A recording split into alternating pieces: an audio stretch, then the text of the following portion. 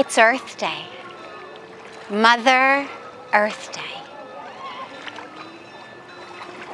This incredible opportunity we have to remember, to celebrate this extraordinary, exquisite, divine, amazing planet. I mean, you just look at the water. You look at the trees. You look at the sand on the banks of the water. You look at the flowers. You look at the fish in the water, the animals on land, the birds in the sky. This planet is just this overflowing, divine, creative energy of beauty, of love, of life, of boundless creativity, boundless art. Our best painters, our best photographers try their best to capture even a glimpse of the exquisiteness of this planet. And we are so incredibly blessed to be able to live here with Mother Earth. And yet today, it feels like our planet is suffering. Riverbeds are dry. I was flying back to Rishikesh today from Delhi, and from the sky you can see all of these dry riverbeds, like dry veins and arteries through a body.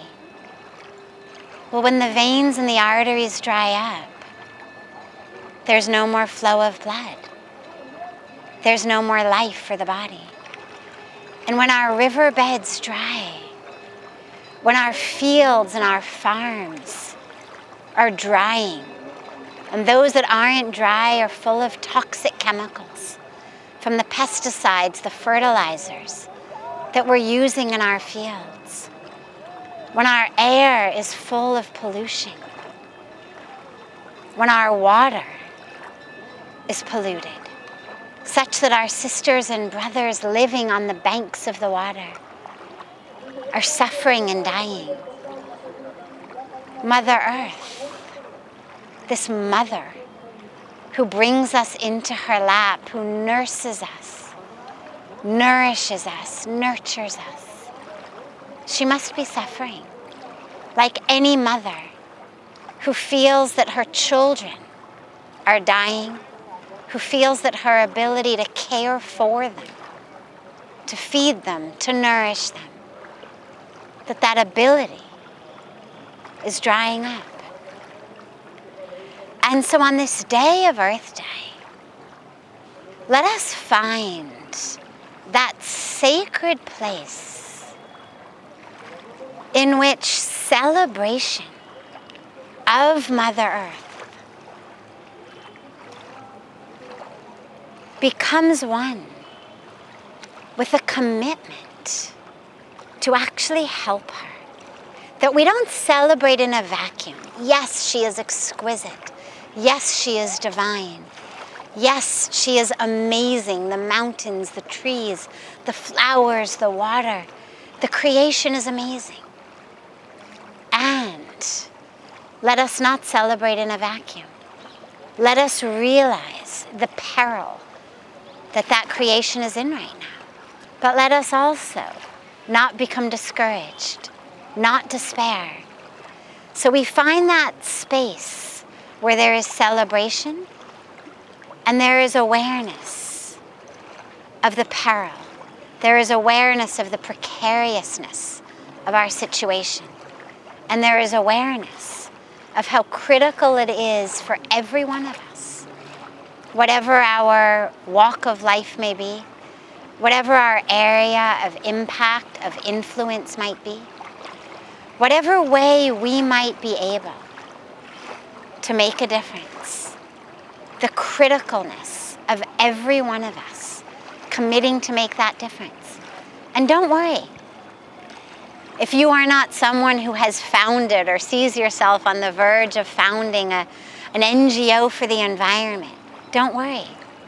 If you're not someone with millions of dollars to donate to a wonderful environmental organization, don't worry. If you're not the president of a country or a company or a corporation, don't worry. Every choice that we make, what we eat, what we wear, what we buy, how we travel, how we live, is playing an essential role in the present and the future of our Mother Earth. The meat industry, animal agriculture, the cows, the pigs, the chickens who are being reared to become our hamburgers or our steaks, our hot dogs, our chicken sandwiches. The meat industry is the single greatest contributor to climate change. It's one of the largest contributors to global hunger, to water shortage. So ask yourself, do I really need this hamburger? Do I really need the chicken sandwich? Or could I go vegetarian instead? Could I allow that grain to actually feed humans? The amount of grain that goes into the production of meat is about 16 times that which goes into the production of vegetarian food. If we go without meat, we literally are feeding 15 other people every time we choose what to eat. What we buy, the fashion industry, is actually one of the greatest contributors to pollution on this planet. Do we really need brand new clothes every season? Ask yourself, do I really need the meat? Do I really need the new clothes? Do I really need fill in the blank? Because everything we buy is produced somewhere in a factory. And that factory is spewing its waste into our air, into the water, into the soil. Our clamoring for more is fueling an economy that has forgotten to be eco. Let us put eco back in economy. And let us learn to live simply so that others can simply live. Let us ask ourselves before we buy the hamburger, the chicken sandwich, the new clothes, the new anything. Do I really need it?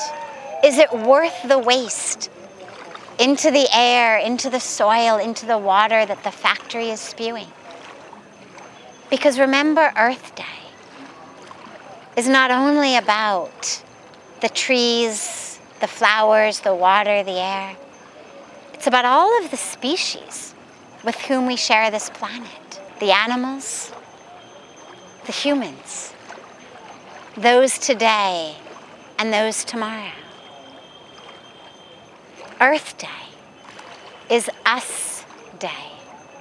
Let us celebrate. Celebrate us, this gift of life we've been given. And let us learn to live upon the mother, with the mother, in the mother, as the mother, with that love, with that caring, with that nourishing and nurturing, with that sacrifice that the mother makes for us. In Sanskrit, we say Vasudev Kutumbakam. Vasundhara is the earth, and we are her family. That's what it means. The world is a family. But quite literally, Vasundhara, the earth, and we are her family. Let us remember, we are the family of Mother Earth. What we do to her, we do to ourselves. As it said so beautifully, the frog does not drink up the well in which it lives. Let us really celebrate. Celebrate her beauty, her exquisiteness. Revel in that. And learn to live in ways that are simple, sustainable, spiritually grounded and anchored, and therefore the ones that bring peace to the water, to the air, to the mountains, and peace to our own hearts and our own lives, and that will bring peace to our children and our grandchildren tomorrow. Because where we cannot breathe, there is no peace. Where there is no water to drink, there is no peace. Where all of our food has become toxic, there is no peace. Today is the pre of that which is predetermined for next week, next month, next year.